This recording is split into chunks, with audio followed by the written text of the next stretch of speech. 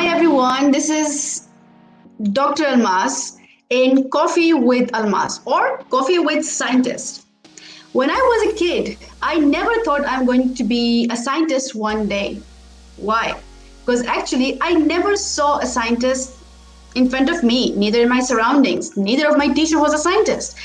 And in fact, in the science books, whenever I saw a scientist, there was a photo of a male scientist. So actually having a female scientist, even in imagination, it was something impossible. But now things are changing. We have so many big scientists, so many women around us who are working some really great stuff in science. These current episodes of Coffee with Scientists are bringing you some really great names from Pakistan. We have heard very less good things about this country, but yes, we have some really great, wonderful women. We're going to be presenting some female scientists from Pakistan. Today in our show, the host is Dr. Uzma Asif. Welcome to the show. Thank you. How are you, Uzma? I'm good. Alhamdulillah. So, welcome to the Coffee with Scientists. And I'm going to start by your introduction. Can you tell us something about from where you are coming from, your background? Okay. Almas, I am from Pakistan, from Karachi. I did my PhD in biochemistry from Pakistan. And then my basic topic was actually drug designing and discovery process and pharmaceutical analysis of newly formulated drugs. Um, I did all my PhD work in Karachi University, and then as soon as I finished my PhD, I joined a medical university in Saudi Arabia. And since last 5 years, I've been working here as an assistant professor biochemistry in That's KSA. great. And how about your research topic? Can you tell us something about what you work with? Yeah, sure, why not? Um, in my MS leading to PhD, I started my MS and then I converted it into PhD. We were doing some pharmaceutical analysis. Earlier, we were doing some biophysical characteristics of the drug, like drug designing, conformational analysis, specifically for buxostat. That was a uric acid lowering drug. We all know about it. So we try to make new formulation of that drug, and in order to make it from local excipients and make it a bit cheaper for in the range of everyone in Pakistan, because most of the time the drugs have been imported from different pharmaceutical outside Pakistan, and it's very costly. So we try to make new formulation which is more cost effective, but the efficacy is not being compromised. That we test it and analyze it on all the standardized pharmaceutical processes, and then we found that the efficacy is same for that newly one and original drug which have been imported from Takeda, Japan. So this was my Mm-hmm. PhD work, and after that means I did some more pharmaceutical studies on that, like toxicology, like stability studies, photostability studies, in order to confirm my means process. And this was my PhD idea, and this was my PhD work.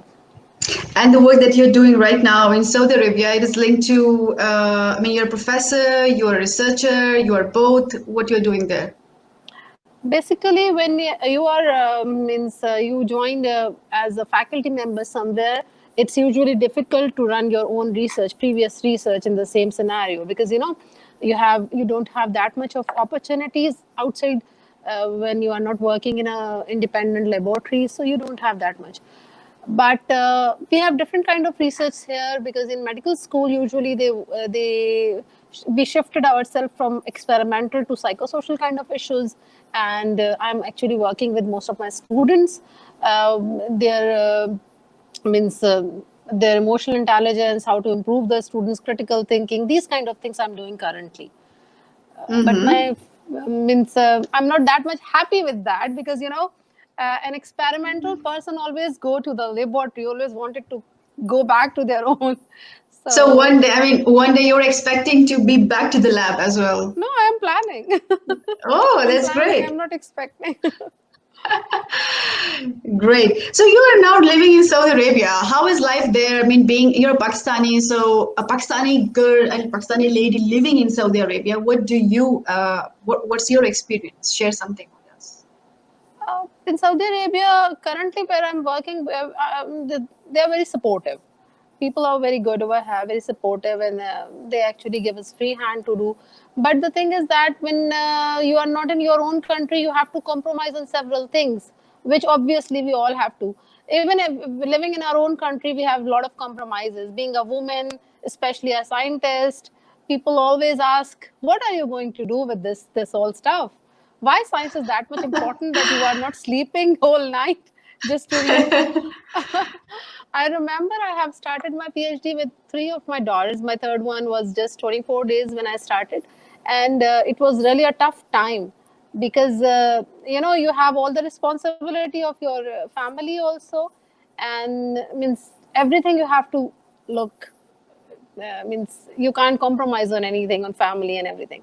But that time was the toughest. So after that, when I joined here and I am a faculty member here, so I don't feel that much stress, which I already have been gone through earlier. So Oh, great. So it's very interesting that you're mashallah mother of three kids and still you pursued your career. And how was that experience? actually, it is. I should say that people ask this thing very often, so often. They ask me that how could you manage these things? And when there is a mentality in Pakistan when your husband is earning good and you are in a means you are doing good, everything is okay. Why are you pursuing your career? Why do you want to do something different? Especially PhD, people think that why doctorate is not that much. Means what are you going to do after that? What else you can do? But I think there is a seed. When you implant some seed inside someone, it has to grow up. And this is actually my parents. They are. I should credit them for this. That they always encourage me.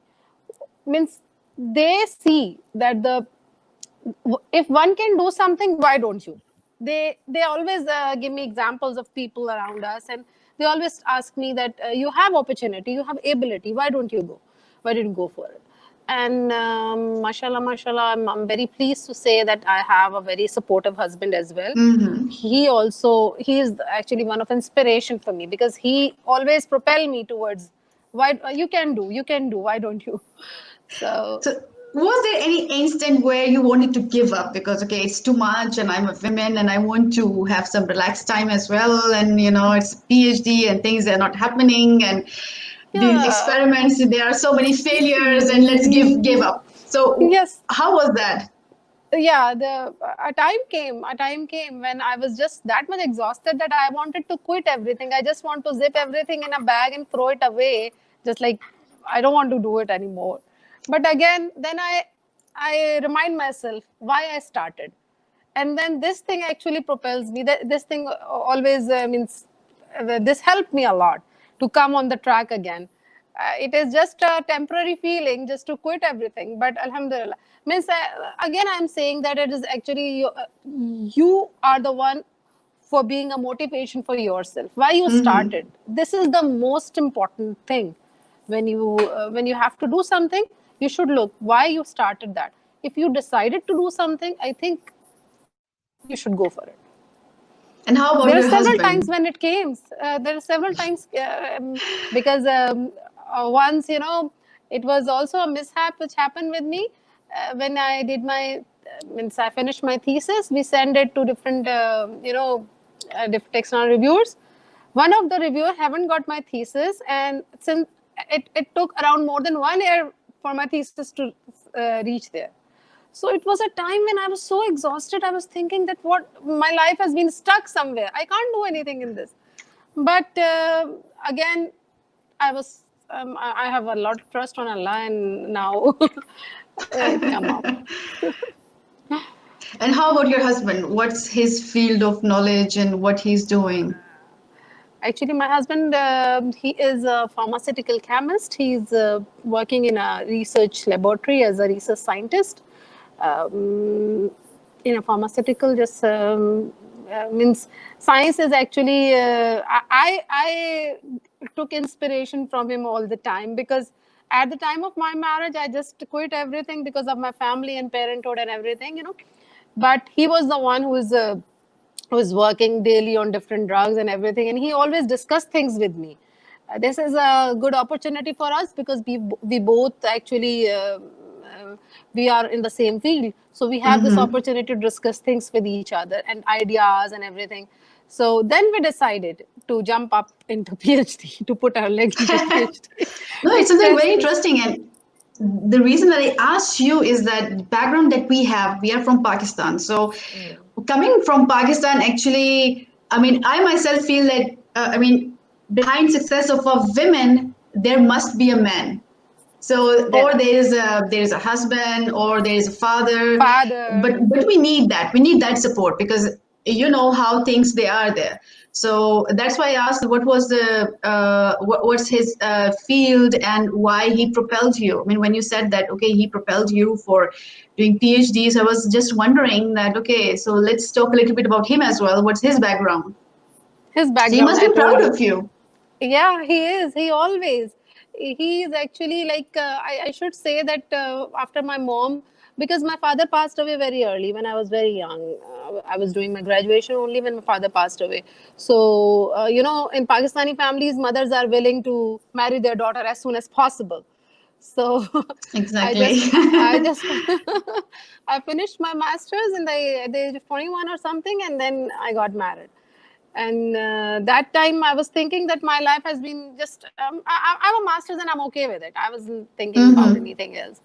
But then my husband, he was also a master's, and then we tried. Means he always say that when you want to do something and you have ability, then why don't you just give it a try, and you can do this. So, but there are several other problems also, other than family problems, health issues and everything. So we should look for Mm-hmm. it first. And but once I'm done with my family, mashallah, I have 3 daughters, then I say no, now it's time to fly. Do you miss Pakistan? A lot, a lot. What's that one thing that you're like, oh my God, I want to go back? Food. Food. So in Saudi Arabia, you're not getting used to the food that, I mean, how is it? I mean, explain this to Food people is. who are from Pakistan. Yeah. If you talk about food, food is very good in Saudi Arabia. Obviously, we got everything halal, and most of the cuisines, they are just like, we have different kind of cuisines in Pakistan as well. It's not like it's not Mm-hmm. area specific nowadays. Means continental. You get everything everywhere. But in Pakistan, if there are several things. Just like you are living abroad, you must have missed your home food, your mom cooked food. So that these are the I things miss which I that. these are the things which I missed. I miss that. Hmm. So as a lady, how is it to live there in Saudi Arabia? You compare that with Pakistan. It's not very much different than Pakistan. Saudi Arabia, we have bit restrictions earlier. We can't drive. We can't go out alone. Means usually it is the perception of people that the life has been stuck over here, but it's not like that. Personally, I'm driving. I'm doing everything which I was doing in Pakistan. Sometimes I'm doing more because I live here in a university campus and a compound, so it's easier for me to play outdoors with my girls, like football, like Mm-hmm. cricket, everything, which I don't used to do in Pakistan earlier, because people judge you a lot when they know you. So I think So you told me that you like to play football and cricket, and you with your daughters, and this is something that you guys do.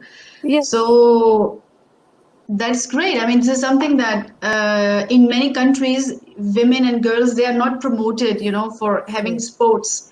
So this is something wonderful that you are telling me. No, I always encourage my girls to do whatever their heart says to them. I always encourage them, and they are very good players. Believe me, I can show you the trophies of them. It's nearby me. I will show it to you because they always take part in games, and They are very good studies as well, but I always Mm-hmm. encourage them, especially outdoor games. I think every woman, every girl, they should try this thing. Because they, I think the energy, it's not only energy, but sportsman spirit can only come with these kind of games. I think they know how to when they're losing game, what to react, how to react. Mm-hmm. I don't let them shout, I don't let them do anything, means when they lose their game, things like that. And it's a quality time. One more thing, I'm bad at games, I don't play well, but I try because it's a quality Okay, time so with you them. are a super mom, you know. Do Yes. you watch series on like Netflix or Not that much. your favorite hero? My favorite hero. As I told you, I don't watch movies. Actually, I don't have time for this luxury. Your role model. Who is your role model in science? I think most of the Pakistani women know her. She is Dr. Daraksha J. Halim, if you know, Panjwani Center of Panjwani Medical Center. She is actually the one who inspired me a lot when I was in my master's. She is the lady which I think every girl should know. Every girl should know how, because she is the one who is actually a true representation of science, ethically, morally. She is so supportive with her students. There are several women, but Dr. Darakshan J. Halim, I should prefer. She's from my department, biochemistry. Okay, your favorite hobby. Hobby, just like I told you, playing outdoor, gardening, poetry, reading. I always have books to read. These are the Interestingly, hobbies. for you have time for so many hobbies. I'm impressed. Connecting people is one of them. You're a morning person or evening person? What time you Morning, like to study? morning person, Morning. morning person, morning, always. Get up very early, usually work late, take a nap in the middle, usually, but morning person. Okay, after your family life, now you prefer to be with your family or no, you have your own friends and sometimes you just want to be with your friends. For example, Once a or night out twice, with friends. yeah, once in a month, you can say. We should have some means time with our friends also, because most of the things you can't discuss with your family. Some of the things you need some suggestions. So it's better to have a good one or two good friends with you, with quality time with some friends. Okay, now there is one thing moment. So you're going to answer me that one thing, one thing, one thing, Okay. one thing. So one thing that you would like to tell to your fellow scientists. Be positive. One thing that you would like to tell to your family. Be you. Everyone other will adjust. One thing that you would like to tell to your viewers of this video. Let your daughters do whatever they want. Give Yes. them free hand. One thing that makes you proud of yourself. Now, wow, I am Uzma Asif. I have done something which most of the people say it's very difficult. It's nearly impossible. Means balancing family life and studies as well as job and everything. So people say that you can't do this, and Alhamdulillah, I did. So this is something which I'm proud. It's not proud, but I'm just grateful to Allah that He actually helped me in doing so. One person or maximum two who are behind this Uzma who is sitting and talking to me. My mom and my husband. One most stupid question that you were being asked from Pakistan. What are you going to do after this PhD? So even I mean, how many years you have been finish your PhD? Around 5 plus 6 years around. 5+ years, but still you remember that. Oh my God! At that time, Yes, people they that used was to the ask, foolish "What are you one, going to do?" because I have heard some. I wanted to share this thing. I've read somewhere that it's a PhD, not a cold drink. Please don't ask when it's going to be an end. Okay, one thing you wish would never exist. Gender bias. Gender bias. Wow, we didn't talk about this, by the way, and this is something a very big problem, you know. Yes, it is. It I is. think I'm going to stop my one thing moment now. Let's talk a bit about gender bias in science or in Pakistan, Saudi Arabia. What are your experiences? Uh, Personally, I'm very lucky. My family is very supportive from beginning. My father, my mom, and my brothers. I have six brothers, mashallah. Everyone is so supportive. I can't see anyone more supportive than them till now. So, but I have seen many people because whenever a girl try to opt for something which is different, which is away from normal, you can say, then people they have several questions. They ask the things like how will you do it, how can you do how what's the purpose of it, means the same thing if it's been opted by a boy, a male, then people are happy with it, but for girls they don't allow. So this thing which is actually irritating me most, and I always promised myself that I will not let this thing happen means in my own family with my girls. I will not means I never try let them face this thing now.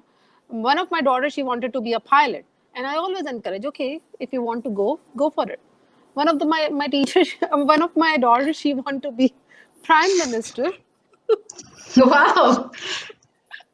And I say, okay, I will help you as much as possible. And the interesting thing, none of them want to be like their mom. They always say, "Mom, you always study hard. I don't want to be like you. We have to enjoy our life as well." So means this thing, gender bias we are talking about. So this thing actually irritates me most. When you are in a middle class family in Pakistan, you face this thing a lot. Women have some specific professions in which they can go for, like medicine, like they can't go for banking, they can't go for just like industry. Means people don't like this thing.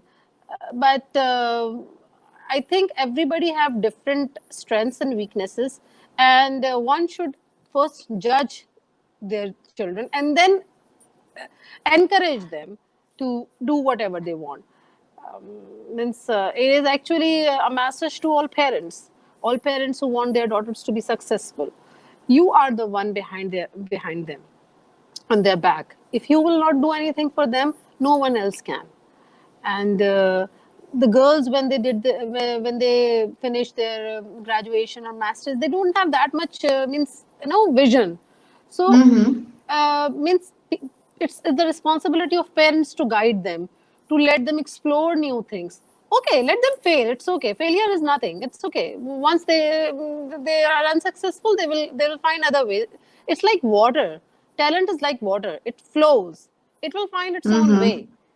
So I this think is sometimes my we give a lot of fear to our daughters, especially, and fear of failure, for example. But the thing is that failure. failure is Yes, never a failure if someone learns from that.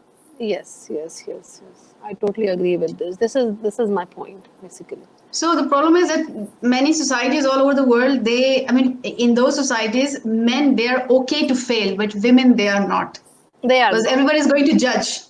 You can For say example, if you would not yes. have done anything after your PhD, so people, they would have judged you as well.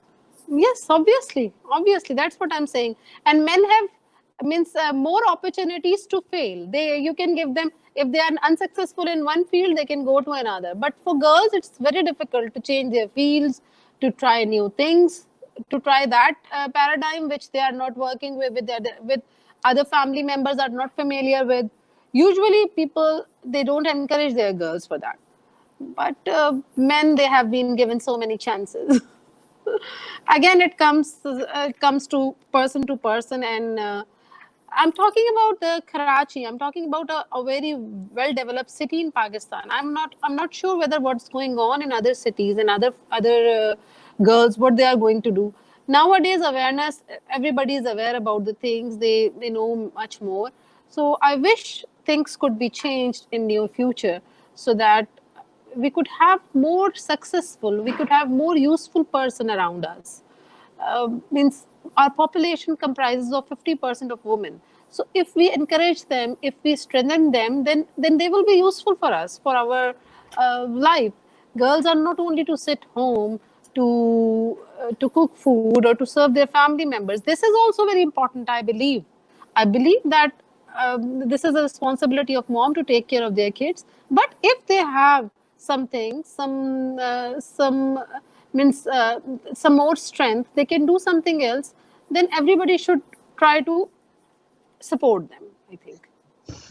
I think when we talk about the gender imbalance, sometimes I feel this by myself, if I look at back to Pakistani society, Pakistani culture, that I feel that we have done a lot to make our women a lot more stronger. So they know how to take care of the house, they know how to cook, they know how to clean, they know each and everything. And they Yeah. also know how to go out of the house and, have good education, good grades, then go for their careers. They are so much strong. But on the other side, if we see, I feel that there is something that is still missing in the opposite gender. So men, they are not ready to accept that reality. And the other fact is that, for example, if women, they can cook, it's not in their genes. It's something that, okay, they learn. So men also, they can cook because the world best chefs, they're They are male. all males. Yes, Yes. they are all males. So, gender balance, it exists in many different parts of our society. We being women, we talk a lot about that. I think this is a time that our opposite gender, male gender as well, they start thinking about this, how to make a balance. And thank you very much, Uzma. It was a really, really nice conversation with you. I would like So, to wind up our conversation with a hobby that you have. You said that you like to read books, you like to read poetry as well. Would you like to share something with us, or if you want, you can sing a song for us as well? singing a song, that is the hardest part, I think. Can I skip this question? No, you could, but I think you will not. Okay, you told me Okay. once that you like Amjad Islam Amjad. So, he is a big Yes. name. He's you know, all of us, we are Yes. fan of Amjad Islam Amjad. Yes. Mm, um, I would like to read some lines from his poetry. That's in Urdu, obviously. मोहब्बत ऐसा दरिया है कि बारिश रूठ भी जाए तो पानी कम नहीं होता. Wow. Okay, thank you very much, Usma. It was a really nice conversation with you, and I hope I'm going to catch up with you again soon. Take care of yourself, and I hope our viewers definitely would enjoy this conversation. And up to the next Coffee with Almas, I will say you all goodbye. Goodbye. Thank you.